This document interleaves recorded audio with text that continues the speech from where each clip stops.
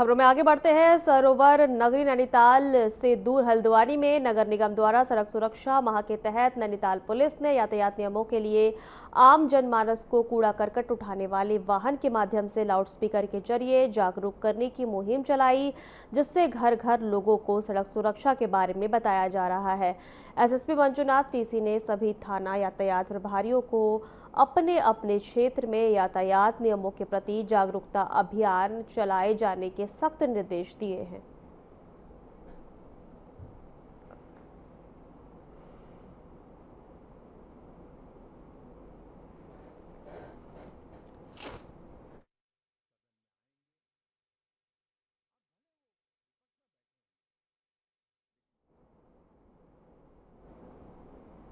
बुधवार को रामनगर तहसील परिसर में करनी सेना ने यूजीसी बिल के विरोध में धरना प्रदर्शन किया है। इस दौरान एसडीएम प्रबोध कुमार के माध्यम से राष्ट्रपति को ज्ञापन भेजा गया।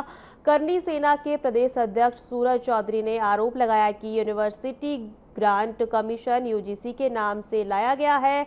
प्रस्तावित बिल स्वर्ण विरोधी है, जिससे स्वर्ण छात्राओं का भविष्य प्रभावित हो रहा है और जातिवाद को बढ़ावा मिल रहा है। उन्होंने कहा कि बिल में बिना जांच व इंक्वायरी के कार्रवाई का प्रावधान बताया जा रहा है, जो स्वर्ण छात्रों के साथ अन्याय है।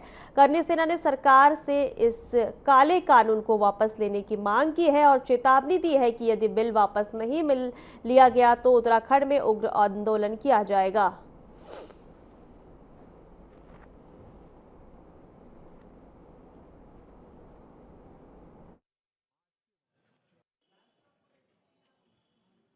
दरअसल केंद्र सरकार द्वारा एक यूजीसी कानून पूरे देश में लागू किया गया है, उसके विरोध में हम लोग ज्ञापन प्रेषित करने आए हैं। आज रामनगर उप जिलाधिकारी महोदय जी के माध्यम से महामहिम राष्ट्रपति महोदय को ज्ञापन प्रेषित किया गया, जिसमें करनी सेना उत्तराखंड द्वारा मांग की गई कि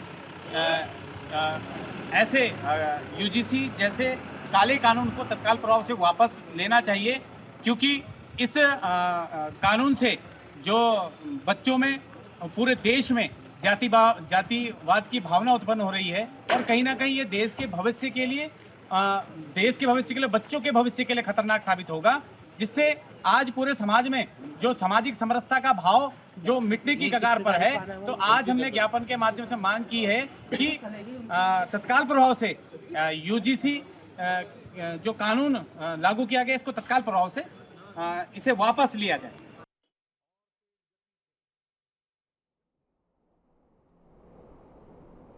रामनगर के पिरुमदारा कृति कुंज इलाके में दिन दहाड़े गुलदार से हमले से सनसनी फैल गई है। खेत में काम कर रहे 45 वर्षीय मजदूर रहीश अहमद पर अचानक गुलदार ने हमला कर दिया, जिससे वह गंभीर रूप से घायल हो गया है। हमले में रहीश के हाथ, सिर और सीने पर गहरे घाव आए हैं, जिसके बाद रहीश को रामदत्त संयुक्त चिकित्सालय पहुंचाया गया, जहां उसकी हालत स्थिर बताई जा रही है।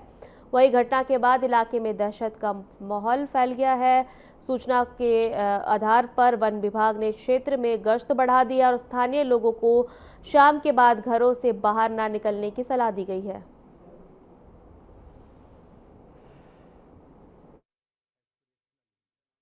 रहीश अहमद है और मैं गेहूं के खेत में तिल की दवाई कर रहा था।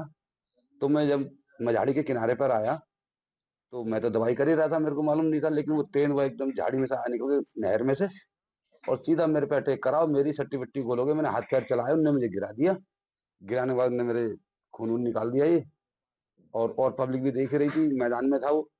तो भैया सबने हल्ला गुल्ला काटा तो मुझे छोड़ के भाग गया। मैं खेत में पड़ गया, मेरे सर ये मुंह मारा था, यहाँ बच गया सिर में। सिर के बाद फिर ये हाथ हो गया मेरा। पेशेंट आए हमारे पास, रईस अहमद, 45 साल एज है इनकी। ये बता रहे हैं कि इनको वाइल्ड एनिमल अटैक हुआ है, लेपर्ड बता रहा है इन्होंने। ठीक, अब यहाँ पर आए हैं। बस चोटें तो इनकी ऐसी चोट है कि इनके सिर पर है, एक लेस कट फटा हुआ है, निशान है कटा, और बाकी हाथ पर है एक। रुड़की से सटे रामपुर में चाय की दुकान में एक सिलेंडर में ब्लास्ट हो गया। धमाका इतना तेज आगे आसपास के लोग दहशत में आ गए। सिलेंडर फटने की चपेट में आकर 2 लोग गंभीर रूप से घायल हो गए, जिन्हें अस्पताल में भर्ती कराया गया। आपको बता दें कि यह धमाका गंगनहर कोतवाली क्षेत्र के रामपुर चुंगी स्थित एक चाय की दुकान में गैस सिलेंडर फटने से हुआ। घटना की सूचना मिलते ही गंगा नहर कोतवाली पुलिस मौके पर पहुंची और हालात का जायजा लिया। कड़ी मशक्कत के बाद आग पर काबू पा लिया गया।